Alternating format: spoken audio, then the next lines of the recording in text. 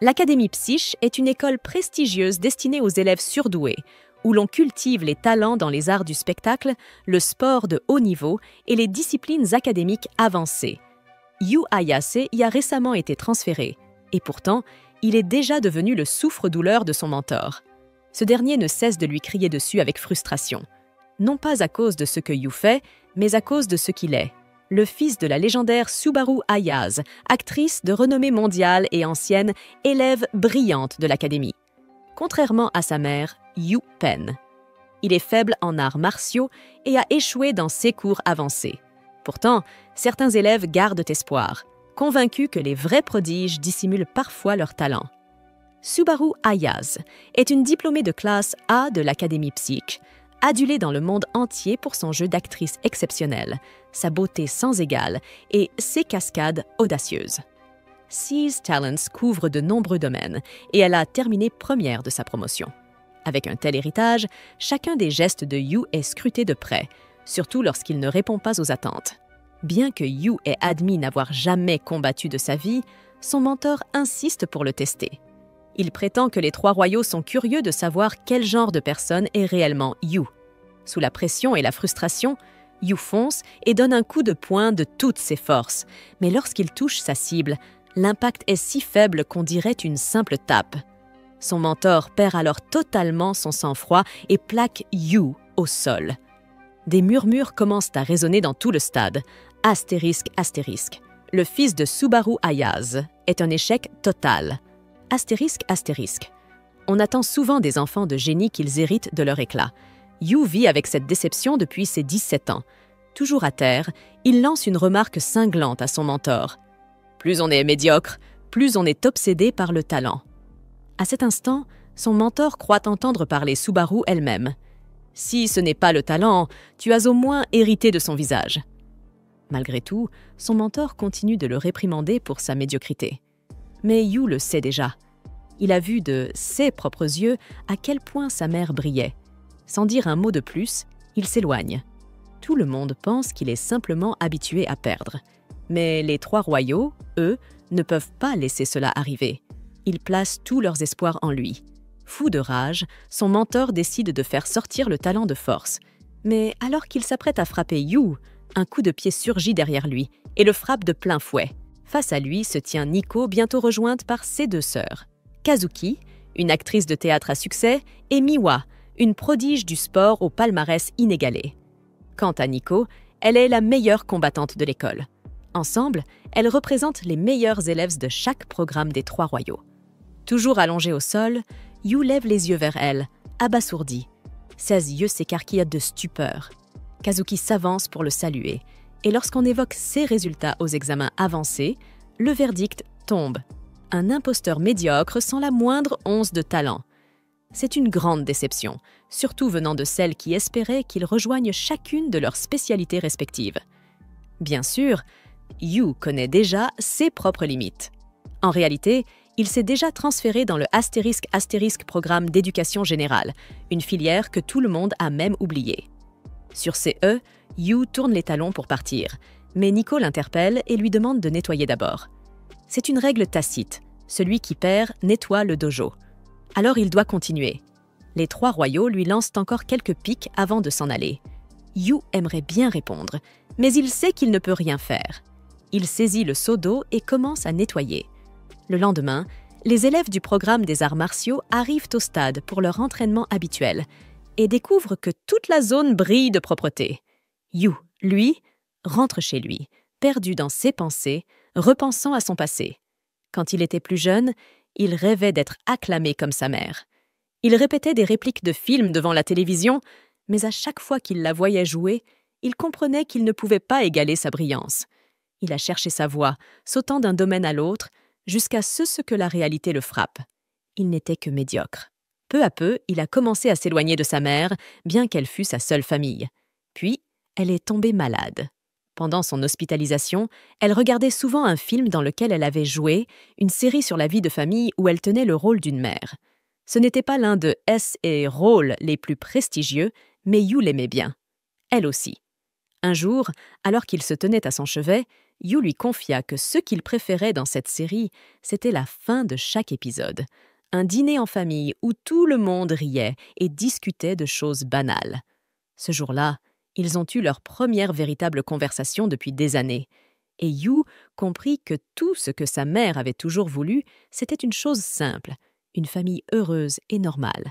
Son dernier vœu était celui-là, que Yu puisse un jour fonder une famille heureuse. Yu referme son carnet et s'éloigne, ses bagages à la main.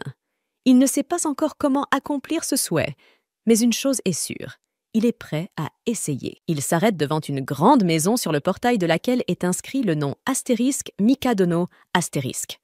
L'endroit est immense, mais Mikadono lui avait bien dit qu'il pouvait entrer.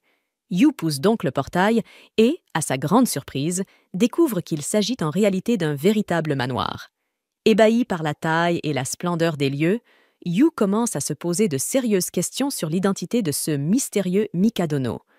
Alors qu'il s'apprête à défaire ses bagages, un pied vient soudainement s'écraser en plein sur son visage. Il tombe au sol.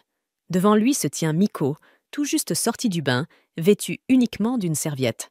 Comprenant que Nico habite ici et qu'elle l'a probablement pris pour un intrus, Yu tente de s'expliquer. Mais Nico, déjà en colère, s'apprête à l'attaquer de nouveau.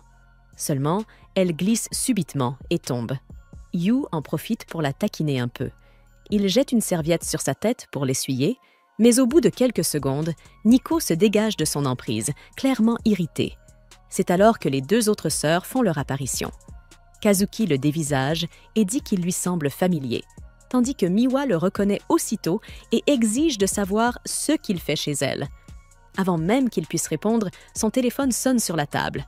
Les trois filles se figent lorsqu'il décroche et mentionnent négligemment le nom de leur père, Monsieur Mikadono. Ce dernier l'appelle pour vérifier s'il est bien arrivé.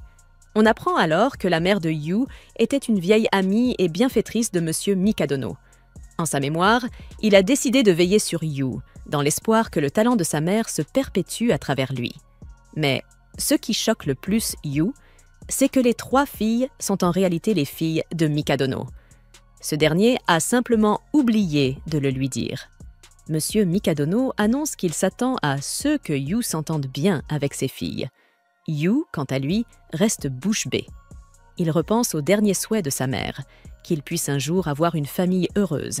Et c'est ainsi que ce garçon ordinaire se retrouve, contre toute attente, à faire partie d'une famille composée de 3 sœurs exceptionnelles. Les filles, en apprenant qu'elles vont devoir vivre avec lui, poussent un cri de désespoir. Yu, lui, a l'impression d'être tombé dans un rêve complètement absurde. Nico, agacé, finit par accepter la situation à contre-cœur, affirmant que c'est la décision de leur père, après tout. Kazuki, incrédule, ne comprend pas comment leur père a pu accueillir quelqu'un qu'elle considère comme un raté. Quant à Miwa, elle refuse catégoriquement de s'occuper d'un parasite idiot. Il est clair qu'aucune d'entre elles n'est ravie de la présence de Yu. Mais malgré tout, Yu ne compte pas reculer. Il sait qu'il est banal, mais il est bien décidé à rester fort et à vivre le rêve d'une famille heureuse que sa mère avait toujours imaginé pour lui. Yu se présente officiellement aux 3 sœurs, mais aucune ne semble vraiment s'en soucier. Alors qu'il s'apprête à ranger ses affaires, il marche par mégarde sur ceux qui semblent être un sous-vêtement féminin. Kazuki le lui arrache immédiatement des mains, rouge de gêne. C'est à ce moment-là que Yu remarque que le manoir est dans un état lamentable. En jetant un coup d'œil vers la cuisine, il découvre un spectacle encore pire. Kazuki était censée s'occuper de la vaisselle, mais apparemment, elle ne l'a jamais fait. Des éclats de verre encombrent l'évier et Yu les ramasse prudemment un à un. Il comprend que Kazuki avait tenté de faire la vaisselle, mais sans grand succès. Puis, il tombe sur une montagne de linge sale. C'est Miwa qui en avait la charge. Elle avoue avec nonchalance qu'elle a oublié comment faire, malgré sa capacité à mémoriser des choses bien plus complexes. Pour s'en sortir, elle a même griffonné des instructions de lavage sur ses propres mains. Miko, responsable des tâches ménagères, se moque alors des résultats de Yu au test d'aptitude, l'accusant de révéler au grand jour leur incompétence. Mais Yu n'y prête aucune attention.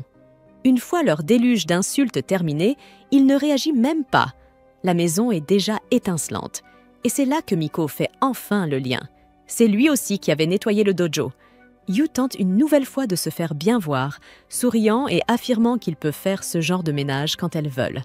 Il a la tête de l'emploi, c'est certain, s'il n'était pas aussi nul dans tout le reste. Le lendemain matin, Yu se réveille au son de son réveil, s'attendant à une journée paisible puisqu'il n'y a pas école. Mais cette illusion vole rapidement en éclats quand des bruits sourds résonnent dans toute la maison. Il n'est que 7 heures du matin et Miko est déjà à l'entraînement dans son dojo privé. Dans une autre pièce, Miwa est plongée dans un jeu vidéo intense, débattant furieusement avec une IA pendant qu'elle martèle les touches de sa manette. Quant à Kazuki, elle est en cuisine, en train de mélanger tranquillement une boisson verdâtre douteuse comme partie de sa routine matinale. Yu se rend compte à quel point il est différent des 3 sœurs. Même en l'absence de cours, elles ont toutes quelque chose à faire, le laissant seul dans la maison.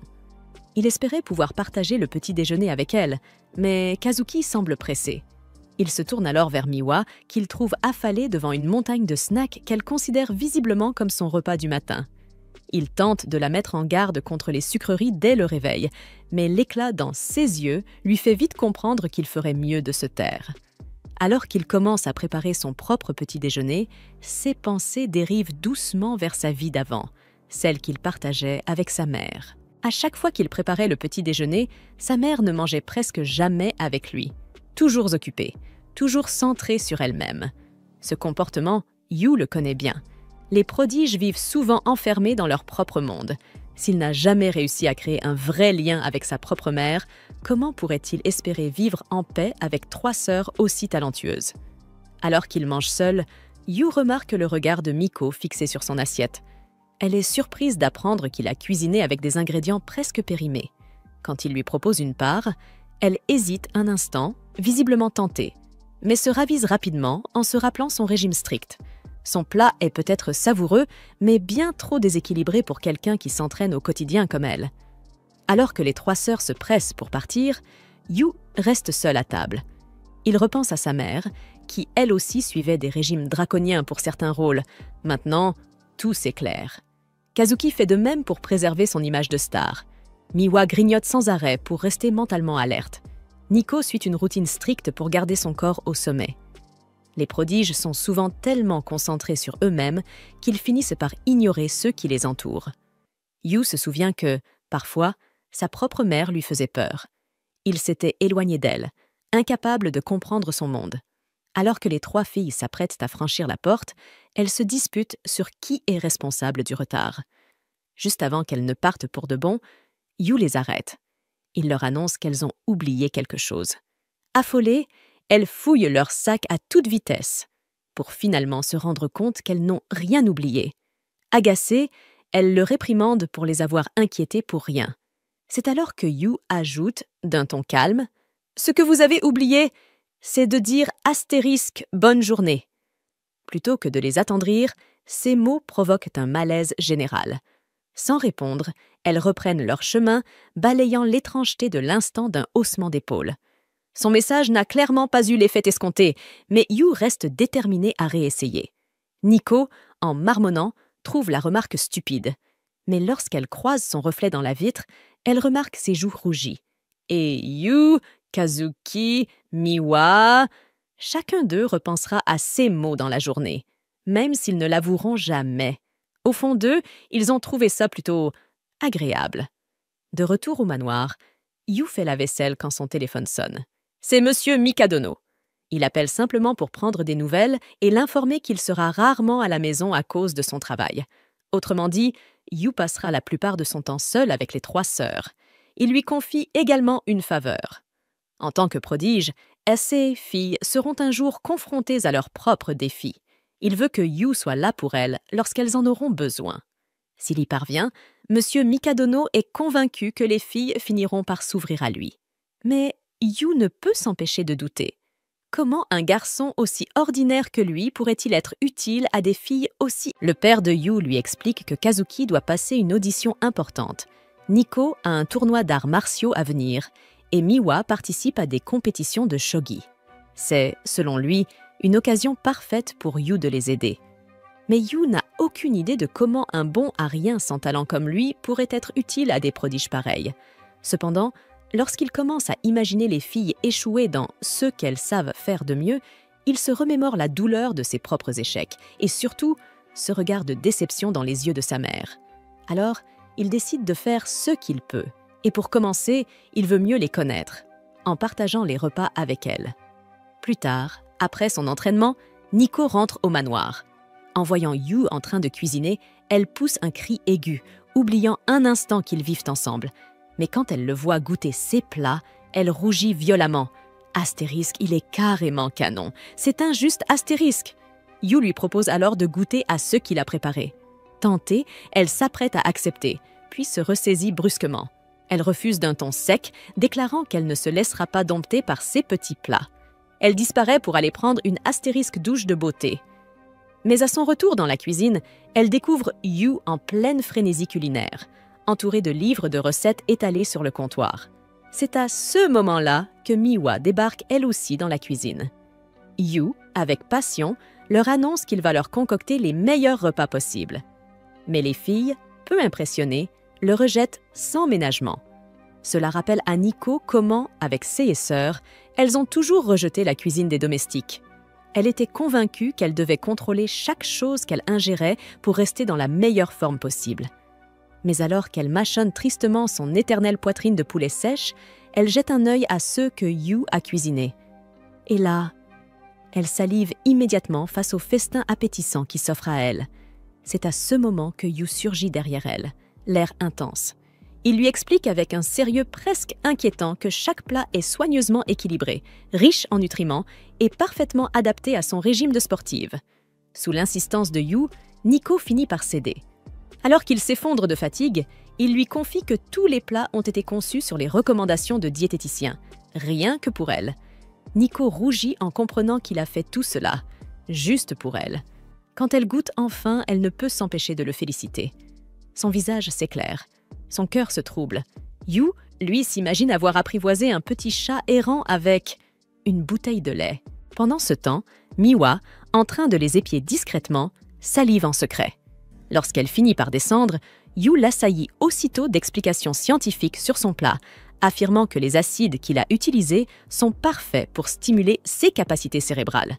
Intriguée et affamée, Miwa accepte finalement de goûter.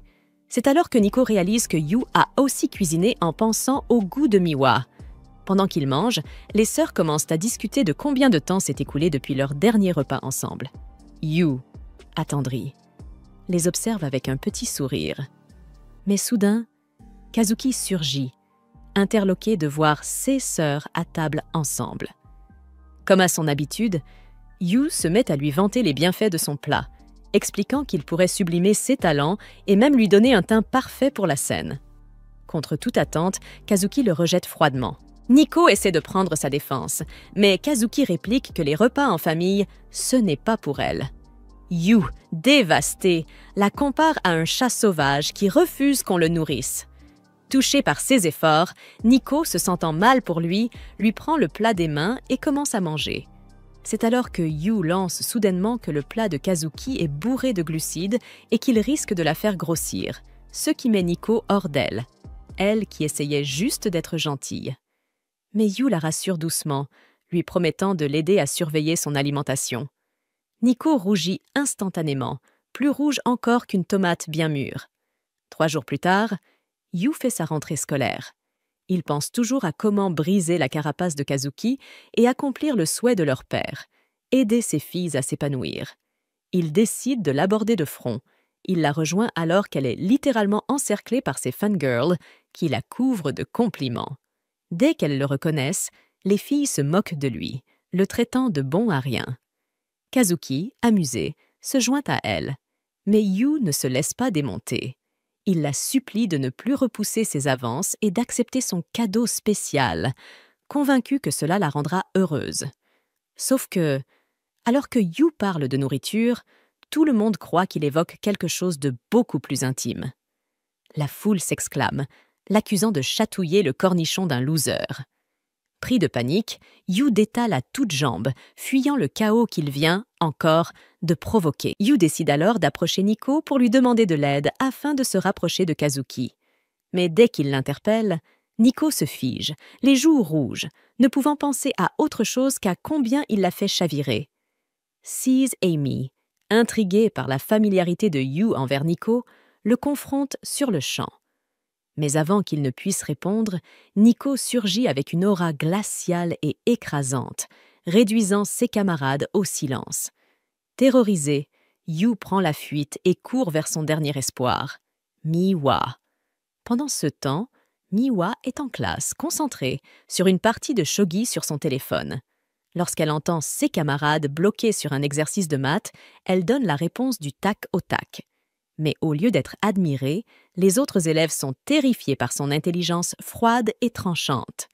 Yu arrive alors et remarque que, contrairement à ses sœurs, Miwa est aussi silencieuse ici qu'elle ne l'était chez eux. Il tente de discuter avec elle et lui propose de déjeuner ensemble. Miwa décline sans détour et s'éloigne tranquillement. Mais Yu n'abandonne pas. Il se met à la poursuivre dans tout le campus, déclenchant une véritable chasse au trésor, pour un simple déjeuner. À la fin, tous deux s'écroulent, épuisés. Yu réalise alors que Miwa est aussi nulle que lui en sport. Il lui fait remarquer qu'elle est très réservée en classe. Miwa lui confie qu'en tant que l'une des 3 royales, elle a du mal à s'intégrer et à parler des choses de fille avec les autres. Yu, dans un élan de sincérité, lui dit qu'il comprend, lui aussi étant un royal, mais un royal raté qui échoue dans tout ce qu'il entreprend. Miwa, touchée malgré elle, éclate de rire et le traite d'idiot. Après ce moment de calme, ils finissent enfin par déjeuner ensemble. Miwa lui donne un précieux conseil. Pour se rapprocher de Kazuki, il doit découvrir ce qu'elle aime vraiment manger. Elle se souvient qu'enfant, Kazuki avait demandé à leur mère un plat très spécial. Yu comprend alors que le seul moyen de toucher Kazuki, c'est de recréer le plat favori qu'elle mangeait enfant, la cuisine de leur mère. De retour à la maison, Yu se met en cuisine, déterminée à concocter ce plat si spécial. C'est à ce moment que Kazuki entre dans la pièce, avant de s'écrouler soudainement devant lui. Il découvre rapidement qu'elle souffre d'une forte fièvre. Alors que chacun tente de prendre soin d'elle, Kazuki rejette toutes leurs tentatives et les chasse de sa chambre, refusant leur aide.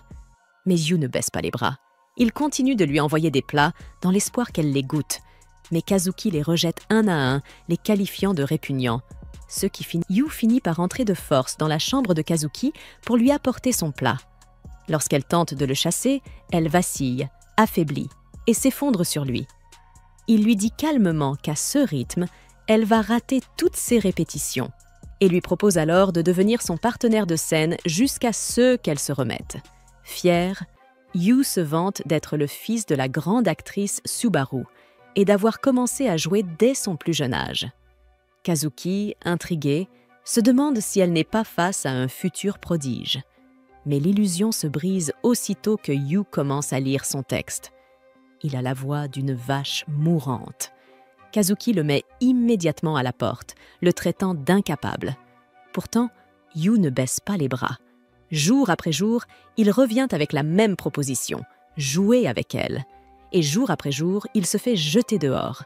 Cela commence à agacer Kazuki. Elle, toujours parfaite, constante, impeccable. Lui, pitoyable, chaotique, tenace.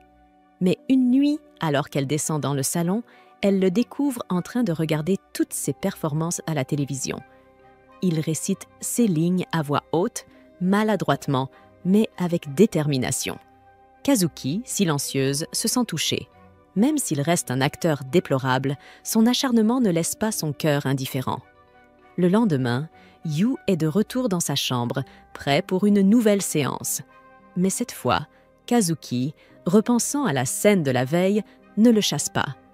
Elle s'assied à côté de lui et commence à jouer. Yu, ému, sent quelque chose se débloquer. Et, à la surprise générale, il prononce une réplique, à la perfection. Submergé par l'émotion, Yu fond en larmes, appelant sa mère à travers les sanglots, incapable de croire qu'après plus de 10 ans d'efforts, il a enfin réussi à bien jouer une seule ligne. Kazuki, de son côté, l'observe en silence, un léger pincement au cœur. Elle, qui a toujours été talentueuse, ne comprend pas cette passion brûlante qui pousse Yu à continuer malgré les échecs. Dans un souffle, elle admet sa défaite. Elle accepte enfin de manger ce qu'il lui a préparé pour pouvoir se rétablir plus vite. Yu explose de joie et lui promet de lui cuisiner un véritable chef-d'œuvre. Mais Kazuki l'interrompt et lui dit qu'elle a une requête. Avant de poursuivre, elle se blottit dans son lit, rouge de honte. Après avoir pris son courage à 2 mains, elle lui avoue à voix basse qu'elle n'aime pas les carottes, ni les champignons, ni les poivrons, ni bien d'autres légumes encore. Yu reste interdit un instant et comprend soudain que tout ce temps, Kazuki n'était pas difficile à soigner. Elle était simplement une enfant capricieuse à table. Ce matin-là, Nico et Miu restaient figés, incrédules. Kazuki était en train de manger avec eux. Et pas seulement ça, elle mangeait de la vraie nourriture. Yu passa à côté, félicitant distraitement Kazuki d'avoir terminé sa soupe. Elle haussa les épaules, répondant que c'était bon tant qu'il n'y avait pas de carottes. Ce qu'elle ignorait, c'est que Yu en avait discrètement râpé dedans. En mangeant son propre repas, Yu ressentit un profond soulagement. Il avait fallu du temps et des efforts pour réussir à les réunir tous autour de la même table, et ils n'étaient pas faciles à gérer. Mais à la tombée de la nuit, sa joie s'estompa peu à peu. L'une après l'autre, les sœurs envoyèrent un message. Elles ne rentreraient pas dîner. Yu essaya de faire bonne figure, mais une pointe de déception se glissa dans sa voix, juste au moment où il pensait qu'il redevenait enfin une famille. Heureusement, avoir eu une mère prodige l'avait habitué à être laissée de côté. Elle ne rentrait parfois pas pendant des mois, entièrement absorbée par son travail. Mais c'est cette même dévotion qui avait fini par les éloigner. Et aujourd'hui, il ne pouvait s'empêcher de comparer les sœurs Mikadono à elle. Elles étaient toutes des prodiges, alors que lui se sentait insignifiant dans leur ombre. Et pourtant, il ne pouvait ignorer le fait que M. Mikadono lui avait personnellement demandé de veiller sur ses filles, une responsabilité qui pesait lourdement sur lui, même s'il ne savait pas comment s'y prendre. Dans le silence, ses pensées dérivèrent vers sa mère et son ultime souhait, qu'il puisse fonder une famille heureuse. Le problème, c'est qu'il ne savait pas vraiment ce qu'était une famille heureuse. Cherchant des réponses, il pensa à son film préféré, celui où sa mère jouait une mère aimante. Le regarder l'avait toujours profondément touché. Il n'y avait pas de drame excessif, juste des sourires, des rires, des conversations simples. C'était ce genre de famille qu'il voulait créer. Bientôt, la table se retrouva couverte de DVD de cette série de films. Un par un, il les visionna tous, jusqu'à arriver à cette scène où sa mère, l'actrice principale, portait une robe de mariée et épousait le héros. Elle voulait qu'il ait une famille heureuse, lui aussi. Mais Yu ne pouvait s'empêcher de sentir le poids du réel. Les films étaient bien loin de la vraie vie. Tellement absorbé par le film, Yu perdit la notion du temps. Les sœurs Mikadono finirent par rentrer, épuisées par leurs diverses courses. En entrant dans le salon, elles restèrent pétrifiées en voyant Yu, les larmes aux yeux, devant la télévision. Miwa s'approcha, curieuse de savoir ce qui l'avait autant émue, et fut stupéfaite en découvrant qu'il avait regardé toute la série d'une traite. Kazuki, silencieuse, reconnut aussitôt l'actrice à l'écran, Sumaru. En voyant cela, Kazuki en déduit rapidement que Yu doit terriblement s'ennuyer de sa mère. Prenant une inspiration discrète, elle lui dit qu'il n'a pas besoin de continuer à cuisiner ou faire le ménage pour se faire accepter. Miwa ajoute doucement qu'il pourrait se détendre un peu, et Nico, sans filtre, lâche qu'il est de toute façon juste un parasite. La remarque surprend Yu, qui se redresse et répond fermement qu'il ne se considère pas comme un parasite. Malgré les différends qu'il avait avec sa mère, il a fini par réaliser qu'il se ressemblait plus qu'il ne le pensait. Alors cette fois, il veut bien faire les choses. Il veut créer un lien avec elle, avoir une vraie famille, sincèrement. Mais les sœurs ne semblent pas comprendre. Nico ricane, affirmant que la famille est surestimée, surtout pour des gens comme elle. Et puis, comment quelqu'un comme Yu pourrait-il être considéré comme un membre de leur famille? C'est à ce moment-là que la scène du mariage passe à l'écran. La déclaration du héros à Subaru, dans laquelle il exprime son désir de fonder une famille, touche une corde sensible, mais pas de la manière que Yu espérait. Les 3 sœurs se figent, frappées par une même pensée. Elles comprennent tout de travers, persuadées que Yu veut les épouser toutes et faire d'elles ses épouses. Ignorant complètement les pensées tordues qui leur traversent l'esprit, Yu continue et demande à Nico quand est son anniversaire. Les filles le regardent, perplexes. Il explique que puisqu'ils sont tous dans la même année scolaire, il veut savoir qui est la plus âgée pour déterminer qui serait l'aîné dans leur famille. Mais plus il parle, plus les trois sœurs rougissent, ulcérées. Sans le laisser terminer, elles crient en chœur qu'il n'est qu'un parasite et quittent la pièce d'un pas rageur. Plus tard dans la soirée, alors qu'elle se détend dans le bain, Nico se surprend à penser à Yu. Elle trouve étrange à quel point il semble indifférent, malgré le fait qu'ils vivent avec 3 filles. Soudain, un cri retentit depuis la cuisine, la faisant sursauter. Yu a oublié d'acheter du pain pour les sandwichs et panique complètement. Mais lorsqu'il se retourne et la voit dans cet état, son inquiétude change de cible. Il lui fait doucement remarquer qu'elle ne porte qu'une serviette et risque d'attraper froid. Rouge de honte, Nico détale hors de la cuisine et manque de percuter Miwa, qui remarque immédiatement à quel point son visage est écarlate. Gêné, Nico prétend que c'est juste la chaleur du bain, mais Miwa n'est pas dupe. Elle n'a passé que 5 minutes là-dedans. Miwa commence à recoller les morceaux. Nico n'a jamais réagi comme ça quand quelqu'un la voyait nue par accident. Alors qu'est-ce qui a changé? Elle plisse les yeux, suspicieuse, et Nico nie farouchement à ce moment-là, Yu entre dans la pièce, les bras chargés de linge fraîchement plié, et le tend à Miwa. En attrapant la pile, sa main frôle celle de Yu.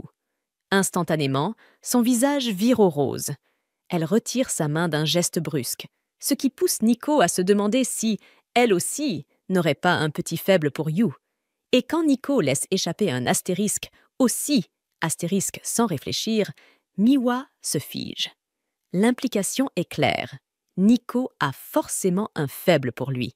Nico panique et les 2 sœurs se lancent dans une dispute ridicule, enchaînant les dénégations. Pendant ce temps, Yu, toujours aussi ignorant de ce qui se passe vraiment, ramasse calmement les vêtements que Miwa a fait tomber et recommence à les plier. Au milieu du vacarme, Kazuki finit par intervenir et sermonne ses sœurs. Yu se tourne alors vers elle et lui demande poliment si elle peut poser une casserole sur l'étagère du haut, hors de sa portée. Kazuki, étonnamment de bonne humeur, accepte. Mais quand Yu la remercie avec un sourire lumineux et sincère, elle sent ses joues s'empourprer. Elle se détourne précipitamment, espérant qu'il ne l'ait pas remarqué. Mais Miwa et Nico, elles, ont tout vu et commencent aussitôt à la taquiner. Yu, toujours complètement à côté de la plaque, leur demande d'arrêter de se chamailler, pensant qu'il s'agit simplement de leurs disputes habituelles. Les filles finissent par quitter la pièce une à une, laissant Yu seul. En observant autour de lui, Yu remarque le désordre laissé derrière. Sans un mot, il se met à ranger. En nettoyant la table, il repense à tout ça. Oui, les films sont bien différents de la réalité. Et pourtant, ce jour-là, quand ils avaient tous mangé ensemble, c'était réel. Il espère sincèrement qu'ils vivront encore de ces moments-là. En ramassant les affaires éparpillées, Yu tombe sur une vieille photo.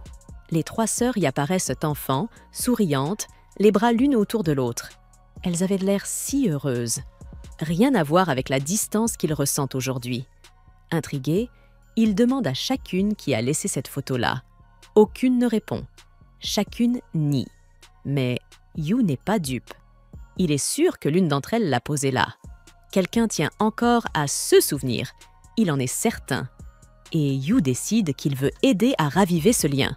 Le lendemain, les sœurs l'informent qu'elles seront toutes absentes ce week-end, chacune ayant des obligations liées à ses ambitions personnelles. En classe, Yu a du mal à se concentrer. L'idée qu'elle s'éloigne encore plus le tourmente. Alors, discrètement, il commence à faire des recherches sur leurs destinations respectives. En consultant les agendas de chacune sur son téléphone, une idée commence à germer dans son esprit. La veille de leur départ, Yu fait de son mieux pour tout préparer. Il leur prépare des boissons pour le voyage, réserve lui-même leurs hôtels afin de leur alléger la charge. Il tend à chacune un billet d'hôtel, avec un sourire sincère, leur offrant un peu de réconfort. Miwa, cependant, ricane en disant que la nourriture des hôtels est généralement mauvaise. Yu la taquine en disant qu'elle va regretter sa cuisine, ce qu'elle nie aussitôt avec une moue. Malgré tout, Il leur promet de leur préparer un délicieux dîner à leur retour. Le lendemain, Miwa entre dans son premier match de shogi. Calme et précise, elle lit la stratégie de son adversaire et remporte la partie avec des coups nets. Alors qu'elle s'apprête à partir, son mentor vient à sa rencontre. Il la prévient. L'adversaire de demain sera d'un tout autre niveau, un joueur de rang équivalent à un maître de 4e degré. Même pour une génie comme elle, la compétition peut devenir rude.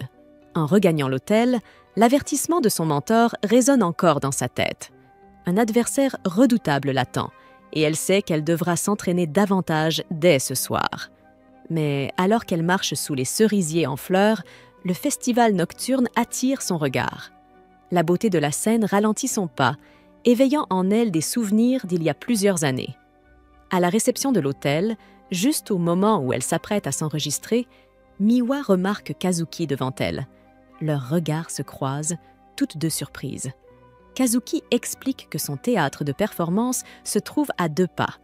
Miwa réalise alors que son tournoi de shogi se tient au même endroit.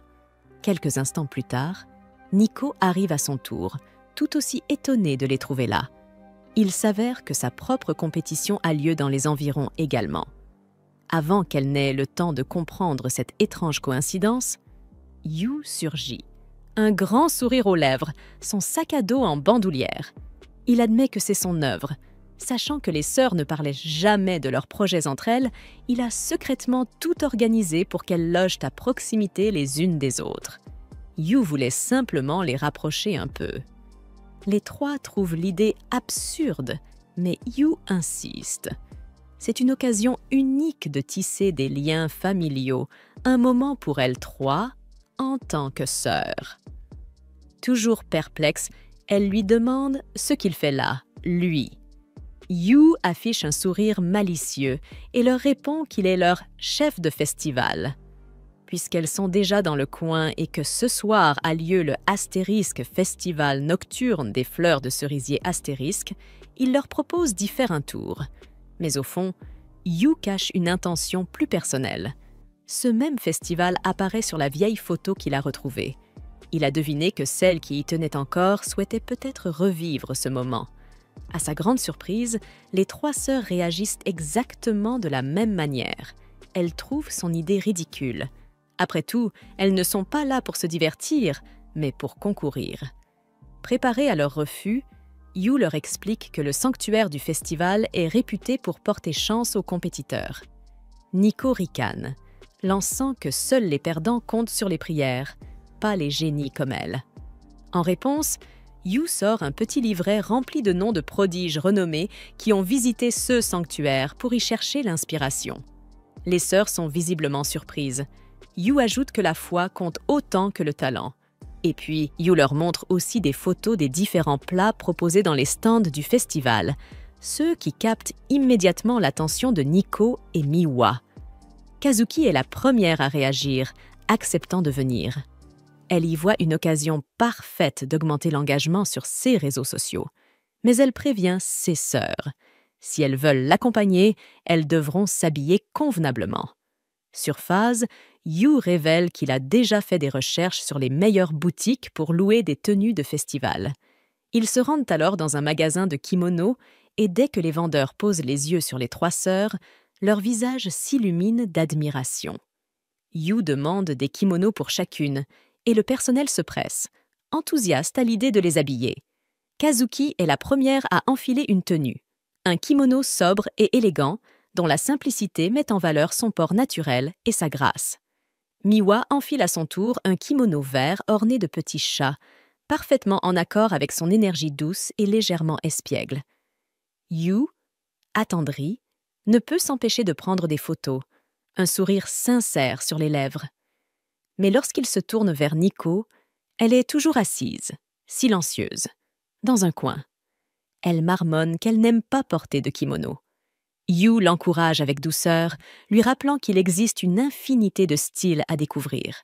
Une vendeuse s'approche alors et lui propose un kimono en jean, affirmant qu'il conviendrait parfaitement à une fille forte et élégante comme elle. La remarque prend Nico de court. Elle se revoit enfant quand elle adorait les robes à volants, mais qu'on la qualifiait sans cesse de garçon manqué.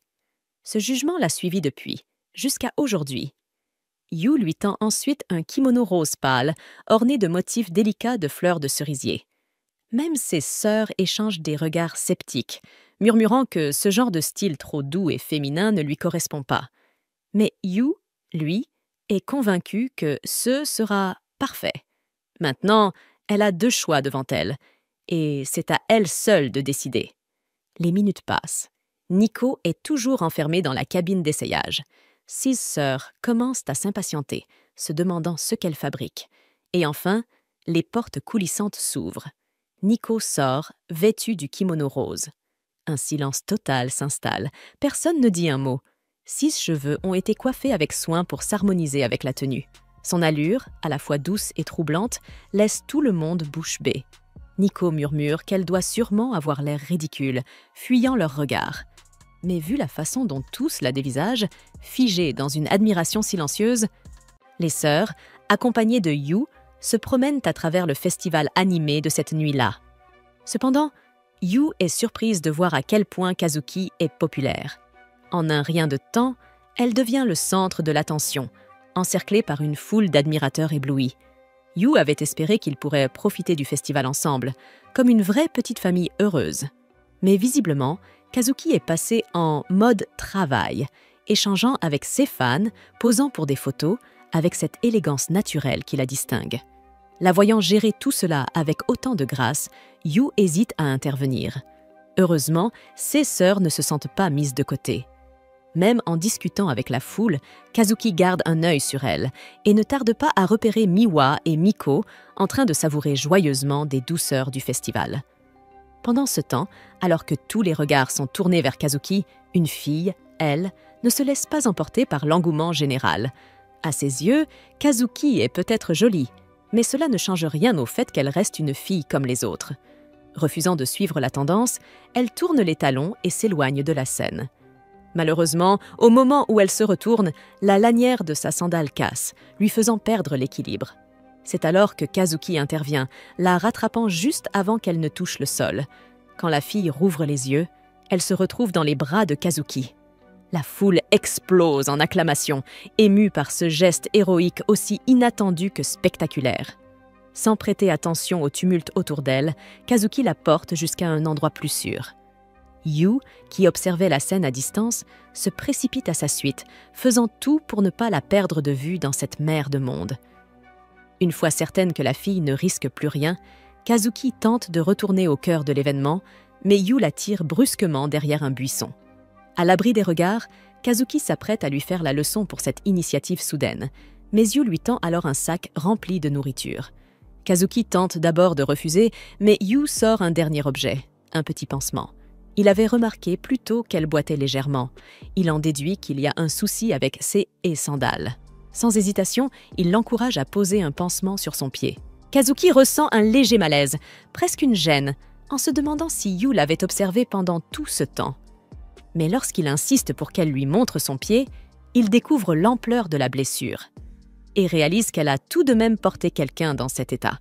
Tu te demandes pourquoi elle n'en a jamais parlé.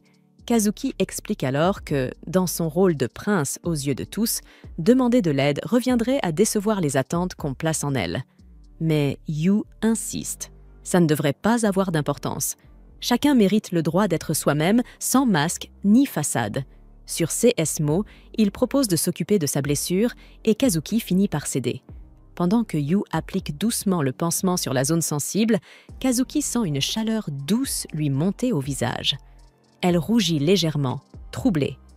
Pendant ce temps, ailleurs dans le festival, Miwa et Nico se trouvent devant un stand de jeu. Nico devient de plus en plus frustrée à essayer d'attraper un saumon avec une épuisette en papier. Elle échoue à chaque fois. À côté, Miwa éclate de rire, ce qui ne fait qu'aggraver l'irritation de Nico. Heureusement, Kazuki et Yu arrivent à temps pour les rejoindre. Kazuki porte désormais un masque pour éviter d'être reconnu. Les 4 décident alors de se lancer un défi amical. Kazuki et Yu contre Miwa et Nico dans le jeu de pêche au poisson rouge. En jouant, Miwa lance une plaisanterie. Kazuki devrait toujours porter un masque, car il semble plus joyeux que son visage habituellement renfrogné. Au bout d'un moment, Nico casse son épuisette sous le coup de la frustration. tandis que Miwa enchaîne les prises avec une facilité déconcertante. Kazuki, méfiante, l'accuse à moitié de tricherie, mais Miwa répond avec un sourire narquois qu'il manque simplement d'habileté. De son côté, Yu regarde la scène en fronçant légèrement les sourcils, un peu trop conscient du sérieux avec lequel ils prennent ce jeu de fête. Finalement, il s'éclipse discrètement, laissant volontairement les filles profiter de ce moment entre elles. Avec une détermination tranquille, Yu traverse les allées du festival, se dirigeant droit vers un événement bien particulier, la compétition des nénuphars bondissants. Ce défi annuel consiste à traverser un étang en sautant de plateformes en forme de nénuphar jusqu'à atteindre le torii sacré situé de l'autre côté. La récompense ? Une photo avec le gardien doré du sanctuaire, un être mystique dont on dit qu'il apporte chance et succès, en particulier à ceux qui s'apprêtent à affronter d'importants concours. Yu serre dans sa main une vieille photo usée, celle des 3 sœurs devant le même sanctuaire lorsqu'elles étaient enfants. Son objectif est clair, recréer ce souvenir avec elles, leur faire revivre ces moments de bonheur partagés. Pour lui, remporter ce défi semble être la clé pour ressouder leurs liens. Mais la tâche est loin d'être simple. 1 à 1, les concurrents tombent, éclaboussant l'eau à chaque chute. Il s'avère que certains nénuphars s'enfoncent sans prévenir, et seuls les plus stables permettent de continuer. Il faut donc les repérer soi-même, à l'instinct. Dans la foule, les murmures fusent. Ce jeu serait pratiquement impossible. Même les organisateurs admettent qu'aucun participant n'a réussi à atteindre le torii depuis 10 ans. Mais l'un d'eux se souvient alors. Il y a 10 ans, 3 jeunes sœurs avaient pourtant réussi l'épreuve. C'est au tour du prochain participant. Yu s'avance, prend une profonde inspiration et saute. Mais aussitôt, il chute dans l'eau glacée. Son premier essai est un échec. Sans se laisser abattre, il remonte sur la rive. Les hôtes annoncent que les challengers peuvent retenter leur chance, et Yu se porte volontaire à nouveau. Mais sa deuxième tentative ne vaut guère mieux. Il parvient à peine à franchir quelques plateformes avant de couler. 1 à 1, les autres participants abandonnent. Yu, lui, refuse de renoncer. Il supplie les hôtes de lui accorder encore un tour, puis un autre, et encore un, jusqu'à ce qu'il soit le dernier concurrent restant. Le ciel s'assombrit. La pluie commence à tomber. Les organisateurs le supplient de s'arrêter, de ne pas risquer davantage. Mais Yu reste ferme. Fixant les nénuphars devant lui, il ferme les yeux un instant et il imagine. Il imagine les 3 sœurs, unies, avançant ensemble, utilisant leurs forces respectives pour traverser l'épreuve. Alors, avec une dernière bouffée de courage, il se lance dans une course finale. Un saut désespéré. Et cette fois, ses pieds touchent enfin le sol ferme, juste devant le torii sacré. Le présentateur s'approche, prêt à lui prendre en photo avec le gardien doré du sanctuaire. Mais Yu refuse. Il tourne les talons et s'élance en direction de l'endroit où se trouvent les sœurs. La pluie s'intensifie. Les haut-parleurs annoncent la fermeture anticipée du festival. Trempé, haletant, Yu s'arrête au milieu de la route, scrutant les lieux désormais vides. Son cœur se serre. Une pensée lui traverse l'esprit. Miwa est sûrement déjà rentré. Il repense à leurs paroles d'avant, à leur réticence à participer au festival. Et peu à peu, le doute s'installe. Peut-être a-t-il été trop insistant. Peut-être a-t-il voulu forcer quelque chose, au risque de les éloigner davantage. Il se laisse tomber au sol, ferme les yeux, accablé. Mais lorsqu'il les rouvre, elles sont là. Les 3 sœurs, debout sous leur parapluie, le regardent avec douceur. Elles lui demandent pourquoi il n'est pas revenu plus tôt. Elles ont cru qu'il les avait laissées derrière, mais elles étaient trompées. Maintenant, c'est à lui de les guider, pour les ramener à l'hôtel. Mais elles n'avaient pas pu trouver de parapluie pour lui. Alors, chacune d'entre elles s'était proposée pour partager le sien avec lui. Au final, elles ont encore fini par se disputer à ce sujet. De retour à l'hôtel, les 3 sœurs prennent un bain ensemble. Kazuki et Miwa discutent tranquillement du festival, échangeant quelques impressions légères. Nico, en revanche, reste étrangement silencieuse.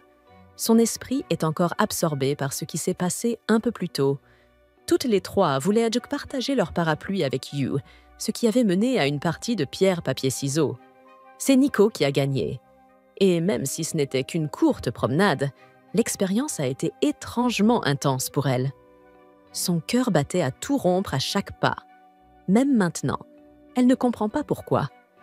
Peut-être est-ce juste à cause du kimono, se dit-elle. Mais alors qu'elle y réfléchit, elle se met à bouger de manière étrange, hésitante et distraite. Ses mouvements bizarres attirent l'attention de Kazuki et Miwa. Elle reste figée une seconde avant d'éclater de rire. En la taquinant gentiment, elle plaisante. « Tu veux vraiment devenir une vraie femme, hein ?» Une fois le bain terminé, les sœurs retournent dans leur chambre pour découvrir Yu en train de sortir du hall, complètement trempé, couvert de boue et de pluie. Intriguée, elles lui demandent où il compte aller. C'est là qu'il leur avoue avoir oublié de réserver une chambre. Et maintenant, l'hôtel est complet. Il prévoit donc de chercher un autre endroit pour passer la nuit, même s'il doit dormir dans un cybercafé. Les trois sœurs restent figées, sous le choc. Mais soudain, Kazuki prend la parole. Elle demande un futon supplémentaire à la réception. Peu après, Yu étale son lit au sol, dans leur chambre. Ce qui, évidemment, va totalement à l'encontre de son idée initiale. Laisser les sœurs profiter d'un moment de rapprochement, rien qu'entre elles. Mais il était impensable de le laisser dehors, sous une pluie battante. Elles essaient de faire comme si de rien n'était, mais leur inquiétude est évidente. Après tout, ils ont déjà vécu sous le même toit. Lui offrir un abri ce soir-là n'est rien d'autre qu'un geste naturel. Yu leur dit de faire comme s'il n'était pas là, puis s'éclipse pour aller chercher un yukata et prendre son bain. Mais alors qu'il tourne un coin du couloir, il manque de peu de heurter Kazuki, qui marchait dans l'autre sens. Il s'excuse rapidement. Kazuki sent ses joues s'échauffer, mais tente de le dissimuler. Malheureusement, aucun yukata de rechange ne semble disponible. Miwa, toutefois, insiste. Il devrait bien y avoir des vêtements de rechange dans les placards. Elle commence à fouiller. Yu la rejoint pour l'aider, mais au moment où elle se retourne brusquement, leurs visages se retrouvent à quelques centimètres l'un de l'autre. Miwa rougit aussitôt, complètement prise au dépourvu. De son côté, Nico fouille un autre meuble. Yu remarque alors un yukata posé tout en haut d'une étagère, hors de portée. Sans réfléchir, il s'approche pour l'attraper. Dans le mouvement, il se retrouve à coller presque Miko contre la porte du placard. Elle reste figée, le visage cramoisi, incapable de bouger. Yu parvient enfin à attraper le vêtement. Il s'excuse à la hâte et se dirige vers la salle de bain, réalisant soudain que cette chambre paraît vraiment trop étroite pour 4 personnes. Depuis la salle d'eau, sa voix résonne à travers la porte. Il ne cesse de s'excuser d'avoir interrompu leur moment entre sœurs. De l'autre côté, les trois restent immobiles, incertaines. Comment sont-elles censées se détendre? Avec lui, juste là. Cette nuit-là, les trois sœurs ont du mal à trouver le sommeil. Chacune d'elles se tourne et se retourne sur son futon, incapable de trouver le repos, une étrange nervosité dans le cœur. Mais elles font semblant. Elles se disent que c'est simplement l'excitation du festival, rien de plus. Allongé sur sa couchette, Yu, lui, garde les yeux ouverts, un sourire discret sur les lèvres. Il repense à la journée, à ses hauts et ses bas. Mais surtout, à cette photo. Malgré le chaos, il avait réussi à prendre un cliché parfait des trois sœurs devant le sanctuaire doré. Leur première pose était un peu raide, maladroite. Mais la dernière? 3 sourires sincères, lumineux, comme à l'époque de leur enfance. Il tend la main vers son sac, cherchant à sortir l'ancienne photo pour comparer. Mais elle a disparu. Une légère panique monte en lui, jusqu'à ce que son regard tombe sur un petit mot, posé juste à côté de son futon. Il ne s'attendait pas à ce que quelqu'un la réclame. Et pourtant, cette pensée l'apaise. Finalement, cette image est retournée à celle ou celui à qui elle appartient vraiment. Quelques instants plus tard, Yu sombre dans un sommeil profond. Pendant ce temps, Les trois sœurs se redressent lentement, l'air agacées. Elles échangent des regards désabusés. Aucune d'elles n'a réussi à fermer l'œil. Chacune invente une excuse, le bruit du festival, l'événement du lendemain. Puis, elles se recouchent en silence, les pensées en désordre. Mais le sommeil tarde à venir. À la place, Kazuki mentionne soudainement le kimono fleuri de Miko, ce qui déclenche une conversation inattendue. Très vite, elles se retrouvent à évoquer leur enfance, à se rappeler à quel point leurs goûts étaient différents à l'époque.